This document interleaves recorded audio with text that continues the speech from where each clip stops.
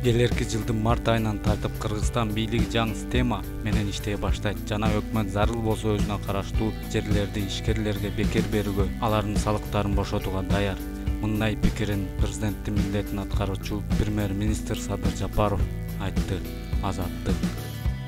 Москвада 23 октябрда Кыргызстан менен Россиянын тышкы иштер министри Руслан Казакбаев менен Сергей Лавров жолугушуу өтүүдө. Бул тууралуу тышкы иштер министри кабарлады.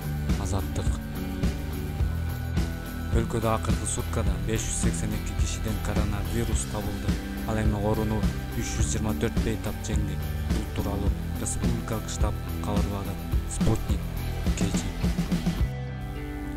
Айыл чарба тамак аш өнөр жай министри Тилек Токтогазиев бүгүн министрликтин кызматкерлери менен таанышып, жүргүзүп жаткан иштер боюнча маалымат алды.